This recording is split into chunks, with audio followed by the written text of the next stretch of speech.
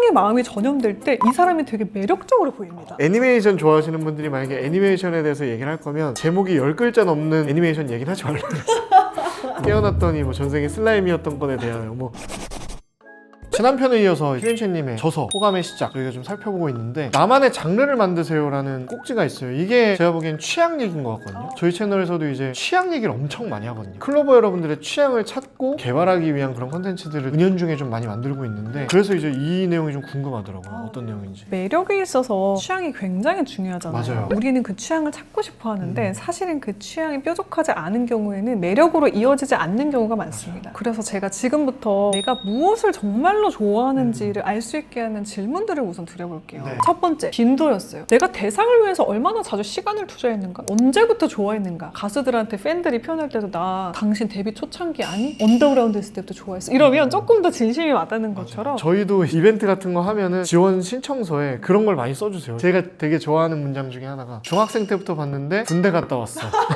저희가 7년을 넘게 하다 보니까 저도 그런 분들이 계신데 고등학교 때 봤는데 지금 뭐 취업 준비 이런 분들 감사하더라고요. 두 번째는 노력입니다. 내가 대상에 대해서 어디까지 알고 있는가? 사람들이 흔히 아는 정보 외에 내가 알고 있는 더 깊이 있는 정보는 무엇이 있는가? 특히 덕질하시는 대상에만 이입을 하셔도 되게 쉽게 내가 얼마나 좋아하는지를 파악하실 수 있을 거예요. 세 번째는 희생입니다. 내가 상대를 위해서 어느 정도의 시간과 노력과 금전적인 것들을 투입할 수 있는지를 생각해 보시면 좋아하긴 하는데 돈을 쓸 정도는 아닌 것 같아요. 라든지 음악을 좋아해서 현장에는 안 가지만 CD는 구매할 수 있어. 라든지 그걸 모두 다 했다면 이 사람은 나의 원탑인 거잖아요. 그런 식으로 좋아하는 마음의 깊이를 파악해 보시고요. 이렇게 내가 좋아하는 마음을 파악해 보셨고 어떤 걸 좋아하는지 확인을 하셨다면 가장 좋아하는 대상에 대해서 두 번째 솔루션을 드리고 싶은데요. 덕후처럼 엄청 파고들어 보세요. 이거를요 좋은 표현으로 소개를 해드리고 싶습니다. 제가 말의 트렌드라는 책을 쓰신 정유라 작가님 인터뷰하면서 들은 건데요. 표현의 해상도를 높이면 그걸 진심으로 사랑하게 된대요. 보통 반대로 생각하잖아요. 무엇을 좋아하면 더 설명을 잘하고 해상도가 높게 표현할 수 있게 되는 게 아닐까라고 생각을 하는데 그게 아닌 거 반대인 거예요. 해상도를 오히려 높여서 구체적으로 생각을 하면 그것에 진심이 되면서 이것에 대한 지식도 쌓이고 전문성을 갖추게 되고 그게 내 매력으로까지 이어질 수가 있는 거죠. 그 작가님께서 들어주신 예시가 되게 와닿았는데 커피를 좋아할 때 내가 그냥 쓴 커피를 좋아해요, 신 커피를 좋아해요가 아니라 저는 산미가 좀 있는 에티오피아 원두를 좋아해요 라고 하면 되게 해상도가 있는 표현이 되잖아요. 그러면 훨씬 더 이 사람이 정말 취향이 뚜렷하고 개성 있다 상대가 느끼실 수 있을 겁니다. 그래서 필요한 것이요 이론적 지식입니다. 우리가 경험하는 대부분의 취향들은 체험적인 지식일 확률이 높아요. 저 같은 경우는 좀 반성하는 게 제가 와인을 되게 좋아해요. 근데 어느 순간 와인을 좋아한다고 말하기가 좀 민망한 거예요. 왜냐면 제가 했던 와인을 좋아하는 마음과 사랑은 체험적 지식이었기 때문에 내가 이걸 정말 말로 또렷하게 해상도 높게 설명할 수 있는가? 아니더라고요. 그래서 올해 목표 중에 하나가 와인을 좀 공부해보고 싶더라고요. 근데 와인 좋아하는 사람들은 다 덕후라서 지식을 가지고 노는 느낌이에요. 맞아요. 그리고 그렇게 알고 마시면 더 맛있잖아요. 그냥 똑같은 와인도 미키김 형이 설명을 쫙 해주시고 마시면 그 맛이 머릿속에 딱 각인이 되더라고요. 그래서 그렇게 좀 뾰족하게 이야기를 할 수 있는 수준까지 여러분을 발전시켜 보시길 바랍니다. 그렇게 발전시킨 다음에 전문가처럼 이야기를 할 수 있는 수준이 되잖아요. 그럼 대화 중 상대가 뭘 느끼냐면요. 열정을 느껴요.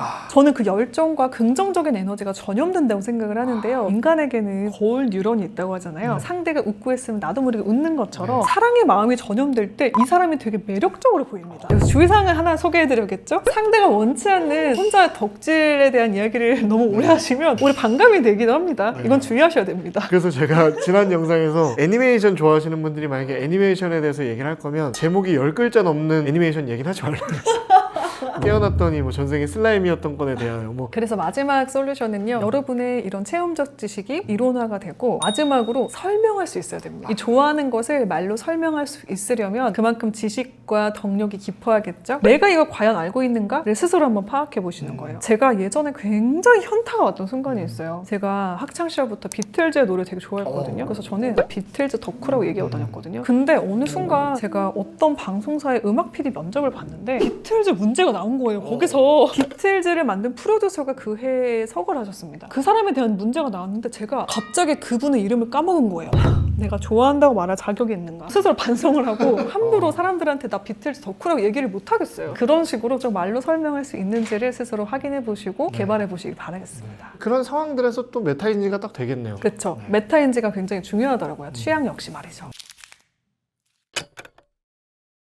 제가 안목에 대해서 고민하게 됐던 게 여행 중에 빈티지 상점을 가면서부터였어요. 빈티지 물건이 굉장히 많은데 제가 그것의 가치를 모르니까 답답한 거예요. 이거 분명히 비싼 것 같은데? 이거 사다 두면 되게 좋은 것 같은데? 근데 왠지 내가 이걸 가져가면 그냥 쓰레기가 될 것 같고 그 빈티지 골동품 안에서도 안목이 있어서 그 하나의 보석을 찾아내는 능력이 있는 사람이 되고 싶다라는 생각을 그때 처음 했습니다. 뭐 하나를 골라도 보는 눈이네? 하면 우리 호감 가잖아요. 안목을 길러두시고 뚜렷하게 만드시면 그만큼 호감 가는 나만의 개성과 매력이 되는데요. 그 방법들을 소개해드리겠습니다. 첫 번째, 문화적 안목을 높이는 뿌리 찾기라고 제가 책에서 설명을 했는데요. 뭐든 그것의 뿌리를 찾는 연습을 해보시면 깊이와 안목이 생길 수 있습니다. 제가 안목이 좀 있다라고 나름 자부하는 분야가 좀 음악이에요. 디깅을 하면서 듣게 된 계기가 있습니다. 고등학교 때 라디오를 듣는데 고스트 스테이션을 진행하시는 가수 신해철 씨가 이런 얘기를 하시는 거예요. 음악을 제대로 들으려면 그것의 뿌리부터 찾아서 들어야 된다. 80년대 음악, 락이라면 그 락에서 되게 유명한 사람들의 앨범을 하나씩 다 듣고 거기서 파생된 음악, 이 음악의 시초라든지 아니면 뿌리를 찾아서 듣는 연습을 제가 그때 처음 하기 시작했어요. 그랬더니 이게 모든 분야에도 적용이 되는 거예요. 책도 마찬가지로요. 어떤 저자의 책이 좋아요. 그러면 이 저자는 어떤 사람을 좋아해서 이런 책을 썼을까? 이거 힌트 책에 되게 많이 나와요. 저도 되게 공감 가는 게 10대 후반, 20대 초반부터 이제 하루키를 읽었는데 하루키 책에 나오는 음식이나 음악이나 미술 작품이나 그런 것들을 막 묘사를 하면 특히 이제 뭐 예를 들면 1984 같은 책에서는 심포니에타라는 음악이 엄청 상징적으로 나오잖아. 이 음악이 이 책에 나올 때마다 너무 궁금한 거예요. 그래서 이제 엄청 찾아 듣게 되는 거죠. 그러면서 저는 이제 하루키를 읽으면서 비틀즈나 마일드 데이비스나 존 콜트레인이나 이렇게 되게 좋아하게 된 취향들이 생겼거든요. 그래서 이렇게 취향이라는 게 하나를 딱 좋아하게 되면 거기서 엄청 이렇게 파생이 좀 되는 것 같다는 생각이 좀 드네요. 그래서 이제 뿌리를 찾아야 된다는 게 너무 공감이 갑니다. 우리가 오리지널이라든지 뿌리, 시작을 알고 있기 때문에 이 사람이 과거의 클래식을 그대로 카피한 건지 혹은 본인만의 스타일을 입혀서 완전히 새로운 것을 만들었는지는 뿌리를 아는 사람만 그걸 알 수 있는 거잖아요. 그래서 뿌리를 찾는 것이 중요합니다. 안목을 키우기 위해서는요. 두 번째는요. 안목 있는 분들은 요즘 특히 이런 행태를 많이 보이시더라고요. 특히 소비를 하실 때 그냥 디자인을 보는 게 아니라 철학을 보고 소비하시더라고요. 이거 저희 채널에서 좀 많이 하는 얘기예요. 최근에 저희가 이세이 미야케 오무플리스에 대해서 얘기를 할 때도 그 사람이 이제 어떻게 해서 이런 디자인 철학을 갖게 됐는지 그런 것들을 말씀드리고 나서 제품을 보여드리거든요. 그게 굉장히 중요한 시대가 되었잖아요. 특히 요즘 세대들은 가성비보다 가심비라는 말이 돌 정도로 가치를 투입해서 스스로 자랑스럽고 뿌듯할 수 있는 소비를 많이 하잖아요. 그런 경향이 저는 되게 합리적이고 괜찮은 방향이라고 생각을 합니다. 그래야 생산자들이 좀 더 선한 방향으로 나아갈 수 있다고 생각을 해요. 나의 철학과 일치하는 기업이 있다면 후원을 하는 마음으로 물건을 사는 것도 안목을 높이는 괜찮은 방법이라는 생각이 들더라고요. 스타들도 일상에서 물건을 쓸 때 그냥 막 쓰면서 소개하는 것보다 본인이 어떤 철학이 있어서 이런 기업을 좋아해서 이 제품만 쓴다라고 했을 때 그 사람의 가치관이라든지 매력이 다시 보이는 것처럼요. 이효리 씨가 그런 게 많던데. 맞아요. 그것처럼 나의 철학을 드러내면서 소비까지 같이 이어질 때 사람들은 되게 강한 매력을 느끼고요. 그걸 그 사람의 개성이라고 생각을 하더라고요. 그리고 세 번째는요. 직접 만들어 보시는 것도 안목을 키우는데 큰 도움이 됩니다. 클래시 님도 결국엔 옷 덕후로서 옷을 결국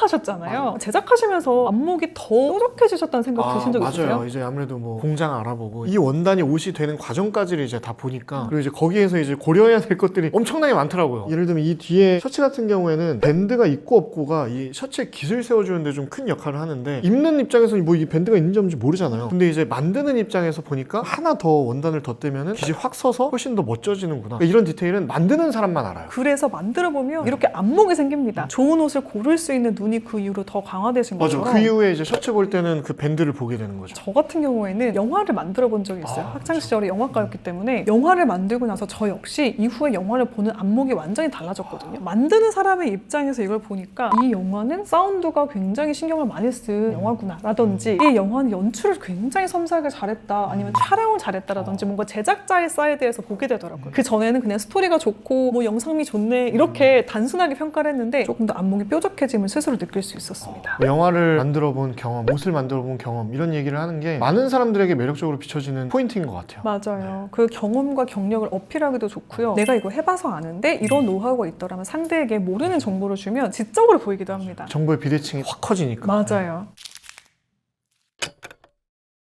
제가 향에 되게 민감한 사람이라는 걸 맞아, 어느 순간 깨달았어요. 고등학교 때부터 향수에 눈을 뜨면서 좋은 향이 나는 사람한테 제가 굉장히 큰 호감을 느끼고 있더라고요. 재수 시절에 뒷자리에 앉아 있었던 어떤 남학생이 외모라든지 이런 것들을 수수하게 하고 다니는 스타일이었어. 당연히 재수생이니까. 근데 베이비 로션을 그렇게 자꾸 바르는 거예요. 그러니까 건조했는지. 근데 그 향이 너무 좋은 거예요. 그 친구의 이미지와 향이 어우러지면서 그래서 손을 자주 씻으니까 이 친구의 깔끔한 이미지, 베이비 로션의 이미지가 합쳐져서 그 친구가 되게 매력적으로 보였던 순간이 있거든요. 무슨 소설 속 얘기 같다. 그 친구를 좋아하는 마음까지 못 갔지만 어쨌든 심장이 몇 번 뛴 적이 있어요. 향이 너무 좋아서요. 제가 책에도 썼는데 향 관리까지 한다는 거는 그만큼 이 사람이 디테일을 한다? 나를 돌본다는 뜻이거든요. 거기에 많은 매력을 느끼는 분들이 있습니다. 나를 돌보는 사람을 싫어하는 사람은 별로 없으니까요. 특히 이 향은요, 보이지 않게 내 매력을 형성해줘서 어느 순간 나를 기억하게 만드는 매개체가 되거든요. 시그니처 향기를 만들어 두시는 것은 중요하다. 그 향이 뻔한 향이고 유행하는 향이 아니라 아까 말씀드린 그 안목, 정말 남다른 향, 안목이 있는 향이다. 그리고 이 친구와 이게 잘 어울린다 했을 때 그 매력이 배가 되더라고요. 예를 들면 저도 같이 회사 생활을 했던 그 선배님이 있는데 제일 오래 저랑 회사 생활을 했었는데 그분이 뿌렸던 클로에 향수가 있어요. 그거를 어디에서나 맡아도 그 선배님이 생각이 나요. 확실히 그 사람의 시그니처 향을 만드는 거는 되게 중요한 것 같다는 생각이 좀 듭니다. 무의식을 장악한다는 게 되게 무서워요. 어느 순간 나도 의식하지 않은 얘가 생각나. 얼마나 큰 매력인가요? 그래서 저는 선물을 할 때 샤워젤 선물을 좀 많이 했던 편이에요. 나를 좀 이 사람에게 각인시키고 싶을 때 샤워젤 향은 씻을 때마다 계속 맡게 되잖아요. 지금은 이제 결혼했지만 옛날에 저 연애할 때 그런 적들이 좀 있었습니다.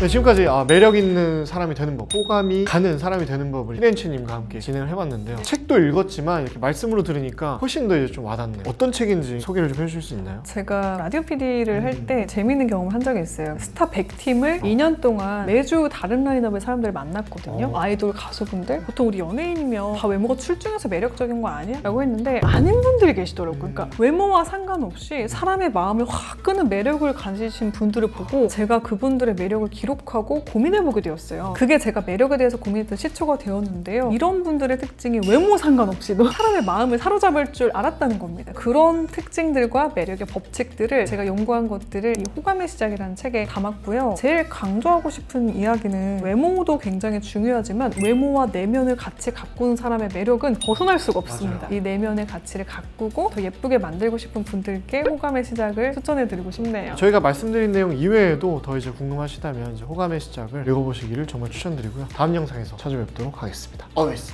be classy.